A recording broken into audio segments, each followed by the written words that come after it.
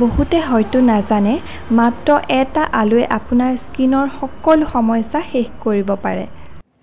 আজি আলুৰ face pack এটা বনাই আছো। আজি এটা খুব ধুনীয়া আলুৰ ফেচ পেক এটা লৈ আহিছো। আপোনালোকে চাই খুব ভাল পাব আৰু এটো লগাই খুব ভাল পাব।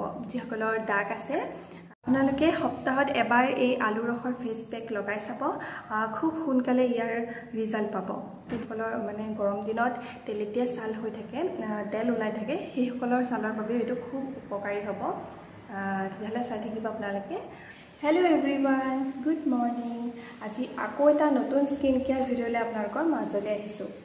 আশা কৰোঁ আপোনালোকে চাই ভাল পাব আৰু ভিডিঅ'টো শেষলৈকে চাই থাকিব। কিন্তু বহুতে হয়তো নাজানে যে আমাৰ স্কিনৰ বাবে আলুৰ ৰস কিমান উপকাৰী। আলুৰ ৰসত আছে এনেকুৱা গুণ যিয়ে খুব সহজতে ছালৰ উজ্জ্বলতা বৃদ্ধিত সহায় কৰিব। আলুৰ অবিহনেতো সকলো আমাৰ পাকঘৰে খালী হয়। সকলো খাদ্যতে আমাৰ আলু লাগিবই। সকলোৰে ঘৰতে আলু থাকিব। তো অকণমান আলু লৈ ল'ব। আলুৰ ৰসটো উলিয়াই ল'ব। মই কেনেকৈ বনাইছোঁ ফেচ পেকটো দেখুৱাইছোঁ, চাই লওঁ বলক।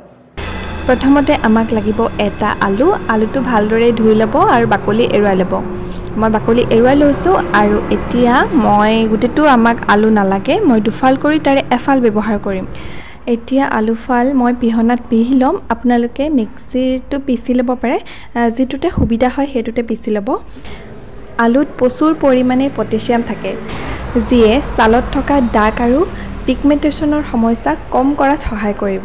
মই পিহনাতে পিহি লৈছোঁ আৰু ইয়াৰ ৰসটো উলিয়াব লাগিব। ইয়াৰ আমাৰ ৰসখিনিহে প্ৰয়োজন হ'ব। আমাক বেছি ৰসো প্ৰয়োজন নাই, এচামুচ বা দুচামুচৰ সমান ওলালেই হ'ব। এটা আলু এনেই নষ্ট কৰিব নালাগে। যিমানখিনি দৰকাৰ হয় আমাৰ মুখখনৰ কাৰণে সিমানখিনি ল'লেই হ'ব। আৰু এতিয়া মই এইখিনি ৰস উলিয়াই ল'ম। এখন কটন ৰুমাল লৈছোঁ আৰু ইয়াতে মই আলুখিনি দি পেলাই চেপি পেলাই ৰস উলিয়াই ল'ম। হাতেদিও চেপি উলিয়াব পাৰে। আৰু এয়া দেখিছেনে কিমান ধুনীয়াকৈ সহজতে উলিয়াই ল'লোঁ ৰসখিনি। আপোনালোকেও এনেকৈ উলিয়াই ল'ব। এয়া দেখিছেনে খুব সহজতে হৈ যায়, একো টান কাম নহয়। আৰু তাতে দিম এতিয়া দুচামুচ বেচন। বেচনো সকলোৰে ঘৰতে থাকিব। এচামুচ বা দুচামুচ বেচন লৈ ল'ব। দুচামুচ লৈছোঁ আলু ৰস আৰু দুচামুচ বেচন। আৰু এটা বস্তু ইয়াতে দিম, নেমু। নেমু এতিয়া সকলোৰে ঘৰতে থাকিব। নেমু দি দিব আপোনালোকে কেইটোপালমান। আৰু যিসকলে নেমু চুট নকৰে, আপোনালোকৰ স্কিনত অসুবিধা হয় লগালে, তেওঁলোকে নলগাব। যিসকলৰ অসুবিধা নহয় তেওঁলোকে লগাব পাৰে। যিসকলৰ বেছি শুকান ছাল তেওঁলোকে আলুত অকণমান মৌ মিহলাই লগাব পাৰিব। তিনিওটা বস্তু ভালদৰে মিক্স কৰি ল'ম, এটা পেষ্ট বনাই ল'ম। এইখিনি দেখিছেনে ইমান ধুনীয়া এটা মিহি পেষ্ট ৰেডি হৈ গ'ল। আৰু যিসকলৰ মোৰ নিচিনাকৈ পিম্পলছৰ ক'লা ক'লা দাগ ৰৈ গৈছে, আৰু এয়া দেখিছেনে মোৰ গোটেই ছানবাৰ্ণৰ লিখা হৈ গৈছে, আধা ক'লা আধা বগা চেলেকা চুবুৰীয়া নিচিনা ৰ'দত। আৰু সেইসকলৰ বাবে এই ফেচ পেকটোৱে বহুত কামত দিব। আপোনালোকে এবাৰ ইউজ কৰি চাব। আৰু এতিয়া ফেচ পেকটো ভালদৰে লগাই লওঁ। যিহেতু ইয়াত বেচন দিছোঁ, বেচনে আমাৰ স্কিনখন ক্লিন কৰাত সহায় কৰিব, একদম ভিতৰৰ পৰা চাফা কৰি অনাত সহায় কৰিব। বেচন তেলেতীয়া ছালৰ কাৰণে অতি উপকাৰী। বেচনে আমাৰ যিখিনি অতিৰিক্ত তেল ওলাই থাকে সেইখিনি কমোৱাত সহায় কৰিব। নেমু ৰসত থাকে ভিটামিন চি। ভিটামিন চিয়ে ছালক UV ৰশ্মিৰ পৰা হোৱা অপকাৰত বাধা দিয়ে।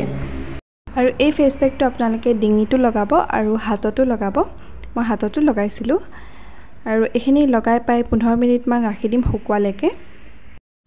আলু ৰসে আমাৰ যিখিনি বয়স বাঢ়ি অহাৰ লগে লগে ছালবিলাক কোচ খাই যায়, তো সেইখিনি মানে অহাত বাধা দিব।